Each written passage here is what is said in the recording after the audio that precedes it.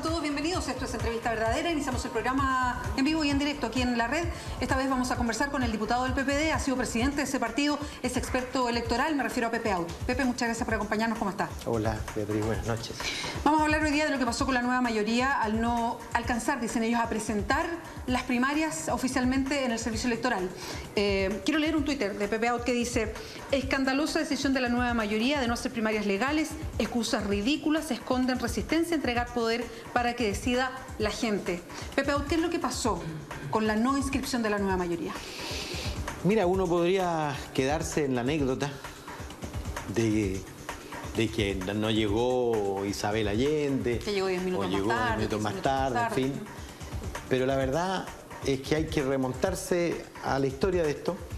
Nosotros hicimos un proyecto de ley en julio para que fueran posibles las primarias de alcalde. Cuando usted dice nosotros, toda la nueva mayoría, el PPD. Me refiero a casi todos los. Yo armé el proyecto y se sumaron casi todos los partidos, salvo la Democracia Cristiana y la UDI, que se sumó después la Democracia Cristiana y se aprobó en la Cámara, porque esto requiere una ley orgánica, requiere un quórum muy alto, y se aprobó en diciembre.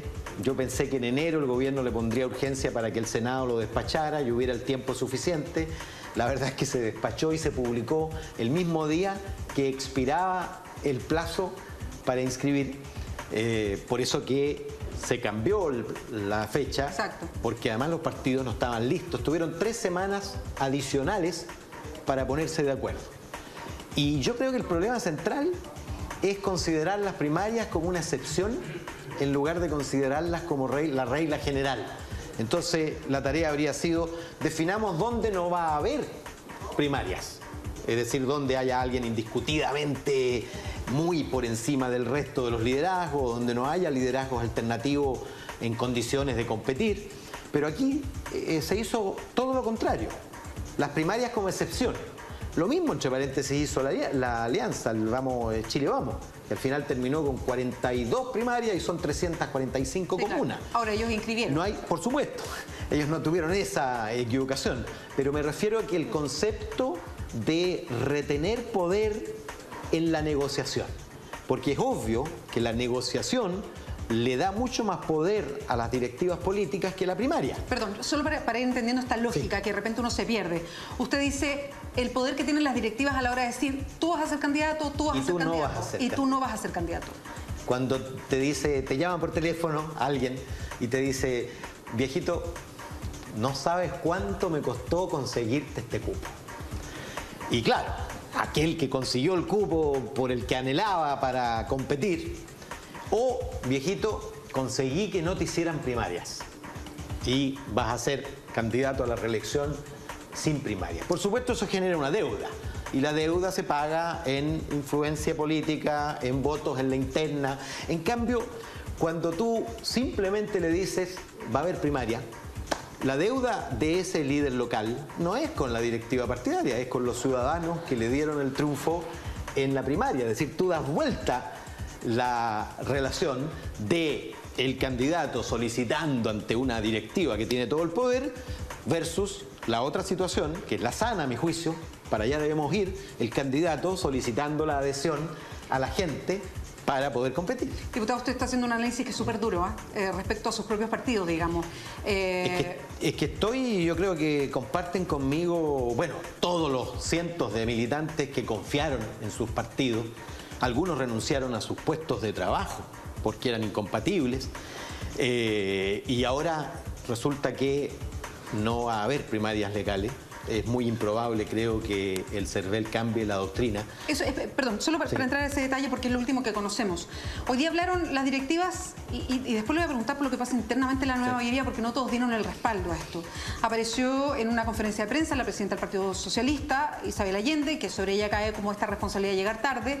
El presidente de su partido, el senador Jaime Quintana, también el presidente y un dirigente del Partido Comunista, dieron una conferencia de prensa apuntando a serios errores o faltas graves, legales, en contra del CERVEL por no haber aceptado la situación, porque hubo un abuso de poder al decir que ustedes no podían inscribir como nueva mayoría, digo, las primarias.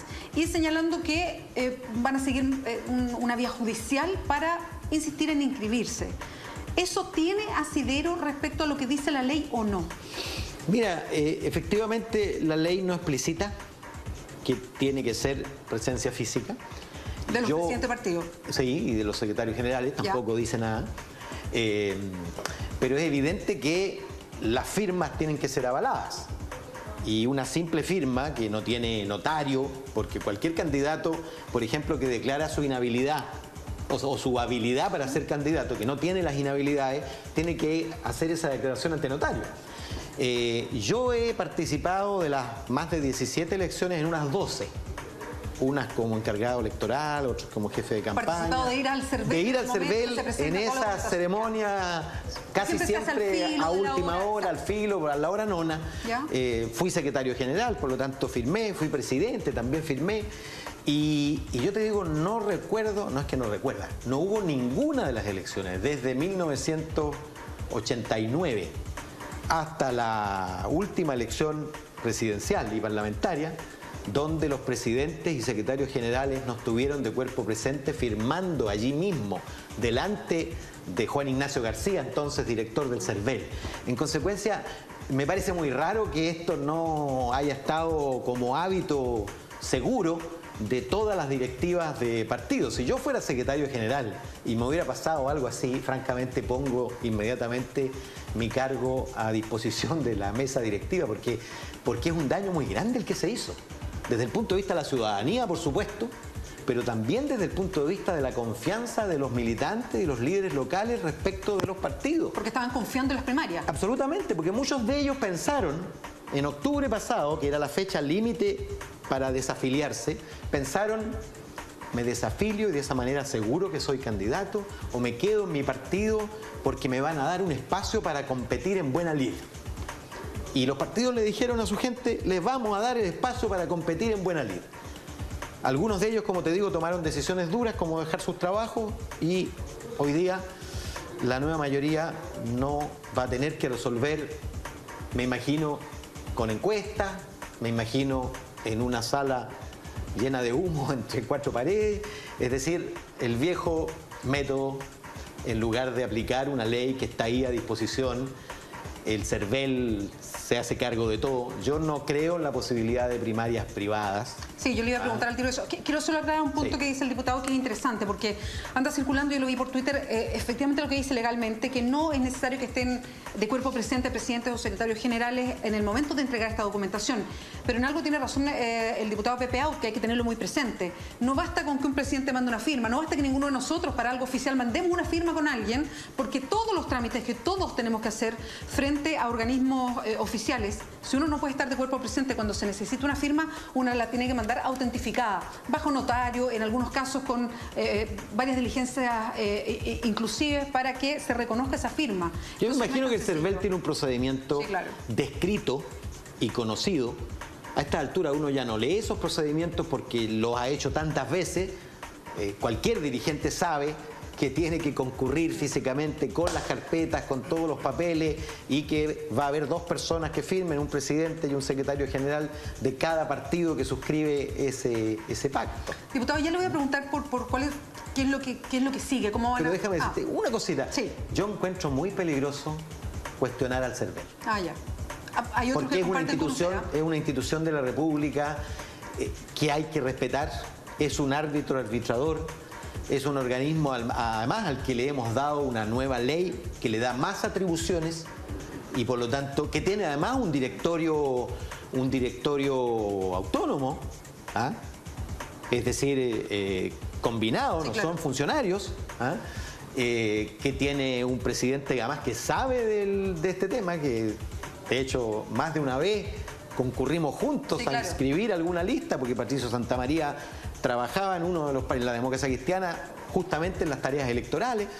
En consecuencia, indicar al CERVEL como responsable de un fracaso que claramente corresponde a los partidos, porque más allá de la regla, anunciaron los partidos que a las 18 horas de ese día entregarían la noticia del acuerdo, luego a las 21 horas, y luego ingresaron, entiendo yo, minutos antes de que expirara la medianoche, esto considerando que ya se sabía la fecha que iba a haber primarias hace muchísimos meses y que luego extendimos 3 semanas adicionales. Entonces es francamente inexcusable.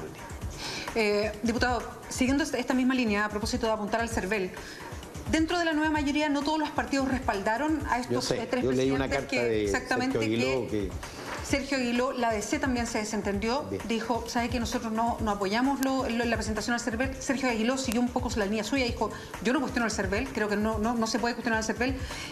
También el Partido Radical dijo, yo no supe de este alegato, yo no firmé esa idea de seguir una vía judicial en contra del CERVEL.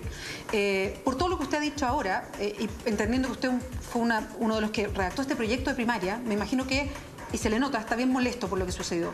¿Qué pasa en la interna con todo esto? Con la molestia de muchos de la nueva mayoría que esperaban que hubiese primaria, con esta situación extraña de que vamos a presentar esto al CERVEL, la culpa es del CERVEL, pero de la mitad de los partidos de la nueva mayoría diciendo, ¿sabe que yo no pienso lo mismo? Pasa que crece la desafección. Desafección que además está ahí, latente, sobre todo porque ocurre en un momento en que los partidos tienen que dar pruebas de blancura. Porque se ha tomado la decisión, a mi juicio sana, de que los partidos van a recibir respaldo financiero para su funcionamiento de parte de los contribuyentes. Y por lo tanto los contribuyentes pueden exigirle a los partidos democracia interna. Y si hay una ley de primaria, bueno, usar la ley de primaria. Yo peleé, y muchos de nosotros, increíble, porque buena parte, la nueva mayoría, peleó para que la primaria tuviera un carácter más obligatorio. Yo mismo he estado pensando ahora cómo perfeccionar la primaria para que solo no haya cuando no hay contendores. Pero siempre que haya más de un contendor, lo razonable dentro de una coalición, lo razonable es resolverlo en primaria y no en una negociación, por procedimientos no democráticos. Exacto, uno pensaría exactamente que se buscaría una primaria o en una coalición que uno entiende siempre ha puesto el valor democrático por encima de todo. Piensa que nosotros hicimos primaria cuando no existían las primarias. Yo fui uno de los coordinadores de la primaria del 93, Lagos Frey, y participaron 460.000 personas que se inscribieron en una sola semana. Y luego en la otra primaria participaron 1.430.000 personas, la primaria Lagos Saldívar, sin ley. Y en esta primaria última se movieron entre las dos coaliciones 3 millones de personas en la primaria.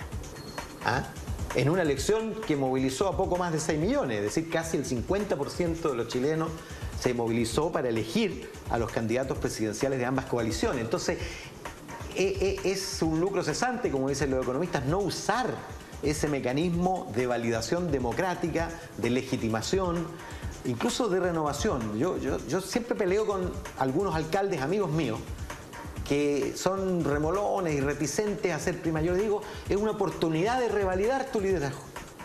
Sobre todo para los que llevan 3, 4 periodos y que ya casi con el dedo meñique hacen la gestión. La primaria es una posibilidad de revalidarse.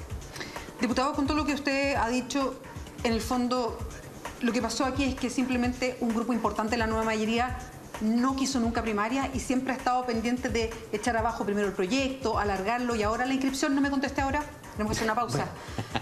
Sigues en Entrevista Verdadera, espera. Sigues en Entrevista Verdadera, estamos conversando con el diputado del PPD, Pepe Out.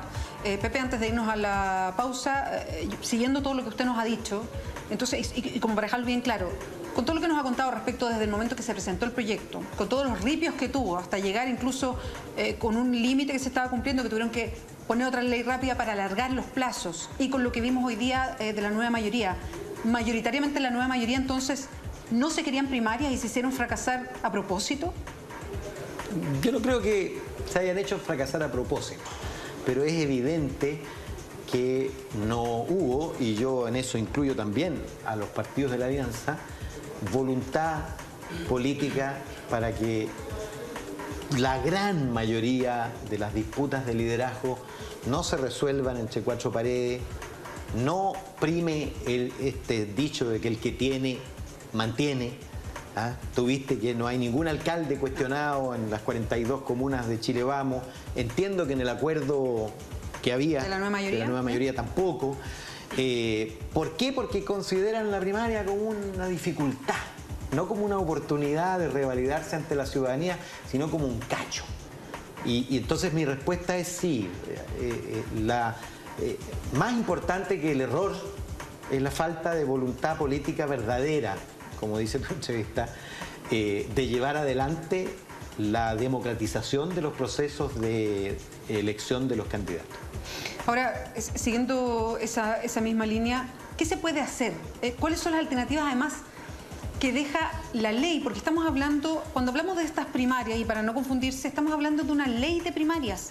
¿Y por qué se presentaban al servicio electoral? Porque el servicio electoral actúa como en cualquier elección, poniendo toda la vigilancia. Es una elección más. ¿Qué alternativa le queda a la nueva mayoría? Yo creo que la nueva mayoría no tiene otra alternativa que definir por encuesta o definir por cuotas, ¿ah? Es decir, volver al esquema antiguo. Así, por eso es tan grave lo que ocurrió, porque yo creo que no hay espacio para primarias privadas. Primero porque hay una ley clara que prohíbe campañas. La única posibilidad de que tú hagas campaña es que haya una primaria legal. Y si no hay una primaria legal, tú tendrías primarias privadas pero sin campaña. Ya. Y por lo tanto el número de participantes sería indudablemente muy bajo. Y entonces ganarían los que tengan más maquinaria y no los que estén más validados por la ciudadanía, ¿te fijas? Y por lo tanto quedó en un callejón sin salida. Yo estaba pensando, claro, ahora para el futuro, porque el daño ya está hecho, y esto lo discutimos cuando se presentó el proyecto. Esta es una ley que aprobamos en el gobierno pasado, ¿ah? Que tuvo el mérito además de enviar un proyecto de ley de primaria, porque los gobiernos anteriores no habían enviado, a pesar de que había demanda por primaria. Pero fueron primarias por definición voluntarias, ¿ah? Y yo creo que hay que modificar la ley para que la no primaria sea una excepción y la primaria sea la regla general. Le he estado dando vuelta, comprometo un proyecto de ley, espero que haya apoyo transversal y yo he sentido la frustración de muchos colegas que votaron con entusiasmo y vieron el vía crucis para aprobar este proyecto y que luego ven que al menos la nueva mayoría no va a hacer ninguna y la alianza va a ser 42 de las 345 comunas y ningún alcalde va a ser puesto en cuestión porque aquí ha primado la teoría del que tiene mantiene. Y yo creo que va a primar también probablemente la nueva mayoría producto de que no está el instrumento de... Si no tienes el instrumento de primaria, claro, podrían usar encuestas, pero es evidente que en una encuesta el incumbente, como se dice, el que está en el cargo, siempre va a aparecer superior al que lo desafía. Diputado, ¿y qué le pasa a la nueva mayoría? Usted que es parte de la nueva mayoría, que independiente que efectivamente se reduce la cantidad, lo ideal es que hubiese sido en todas las comunas que hubiese primaria, pero que finalmente es... La oposición, es la derecha la que termina inscribiendo, aunque sean 42, pero termina inscribiendo las primarias. Ellos mismos, Joaquín Lavín, que es el encargado de todo esto, señalando, reconociendo nosotros no tenemos vocación de primaria, sin embargo, pudimos inscribir 42 y ustedes no. Bueno, eso deja en mayor evidencia la equivocación y el daño. Porque evidentemente, si tú comparas la historia de unos y otros, la práctica cupular y de designación era la práctica casi exclusiva, incluso en las elecciones internas de la UDI, por ejemplo, no de RN, y eso marcaba la coalición de derecha. Y una cierta vocación por participación, ¿ah? De hecho, promotores de primaria, hicimos primarias presidenciales, en fin, y perder ese rasgo, disociarse de esa voluntad democratizadora es dañino porque te altera y te desafía la identidad política de una coalición. Es decir, hoy día no aparece nuestra coalición como la con mayor vocación democratizadora y participativa. Y eso es lo más grave, creo yo. Y además de la pérdida de confianza de los líderes locales y de los militantes, que no sé si les van a creer a los partidos en la próxima. Pepe, aquí todos los partidos tuvieron los problemas para llegar a acuerdos, se dieron mucho y estaban en ese muñequeo de negociación, ¿o son unos partidos más que otros? Se lo pregunto de otra manera. ¿Quién es responsable de que finalmente no se haya llegado a acuerdo, no hayan alcanzado a inscribirse? Mira, mientras más grande eres, más tienes que para defender. O sea, la DC, por Y por lo tanto, sí, pero también el Partido Socialista, el PPD, en fin, los partidos más pequeños obviamente no tienen muchos alcaldes que defender, en consecuencia la primaria es una opción de avanzar. Y yo creo que sobre los partidos hubo mucha presión por parte de los alcaldes. Yo lo vi eso. Que pedían, exacto, no quiero primaria. No haga primaria. Y claro, los alcaldes tienen manija, tienen influencia sobre sus direcciones, y por ahí partió todo. Porque cuando tú dices ya, al alcalde no le hacemos, y hay otro que quiere hacerle a un alcalde, entonces se empiezan a intercambiar. Protégeme el mío y yo te protejo el tuyo. O no hagamos primaria en estas dos comunas y tú deja de desafiarme en la otra. ¿Sí? Por eso te digo que el problema básico es si tú consideras la primaria como la regla general o consideras la primaria como la excepción. Si tú negocias dónde hacer primarias, que es lo que hizo la nueva mayoría, o más bien negocias dónde no hacer primarias. ¿Cuáles son las excepciones donde no habrá primarias? Es muy distinto que discutir cuáles van a ser las excepciones donde habrá primarias. Y yo creo que el error, y a eso lo llevó la falta de convicción, y la defensa corporativa también, digámoslo, de los alcaldes en ejercicio que ejercían su presión para que no se les hiciera primaria, como si hacer primaria fuera un agravio y no una oportunidad de relegitimarse y de revalidarse. ¿Qué esperaría usted de las directivas de los distintos partidos? Y uno siempre dice, debería renunciar a esto o lo otro, pero se lo pongo así porque hay responsabilidades y cuando no pasa nada, para la ciudadanía parece que no hubiese importado lo que sucedió. ¿Qué deberían hacer los partidos hoy día? O sea, yo digo derechamente, si yo hubiera estado en esa situación y se me cae el pacto y yo soy secretario general de mi partido, pongo a disposición el cargo de manera irrevocable porque fracasé en la cuestión principal de mi gestión. ¿Pero si eso está pasando? No lo sé. Yo puse mi renuncia cuando no conseguí como presidente del Partido por la Democracia el triunfo, o más bien participé de la primera derrota presidencial de la concertación entonces con Eduardo Frei y puse mi cargo a disposición porque me parecía que era una manera de responsabilizarse y de dar además posibilidad a que hubiera una modificación. Yo habría hecho lo mismo en una circunstancia como esta porque le hicieron un daño muy grande a la nueva mayoría en su identidad política y un daño muy grande también a la confiabilidad de los partidos respecto de sus bases. Y eso es medio irreversible. Pepe, muy cortito porque se nos está yendo el tiempo. ¿Y qué va a pasar con la ciudadanía? Con esta ilusión de ojalá alcanzar algo más de participación en estas decisiones que se toman habitualmente o que tenemos en la cabeza entre cuatro paredes. Bueno, yo te puedo decir lo que... Yo tengo una candidata que está haciendo trabajo en la base, en Estación Central, concejala, socialista, Angélica Cid, y obviamente debe estar golpeada. Debe estar golpeada porque está entusiasmada y había otros candidatos. Hay un candidato, Felipe Zavala, del Partido Comunista, Patricio González, de la Democracia Cristiana, que se estaban preparando y estaban trabajando para resolver en una primaria de cara a la ciudadanía. Porque la vez anterior tuvimos candidato que llegó a la comuna y perdimos por muy poco. Seguramente si validábamos ante la gente la candidatura de la nueva mayoría, la opción de ganar además crecía. Es evidente. Y ahora no sé qué alternativa le vamos a dar a esos liderazgos y esa situación se repite infinidad de veces. Diputado, muchas gracias por acompañarnos esta noche. Gracias a ti. Vamos nosotros a ver un resumen de noticias.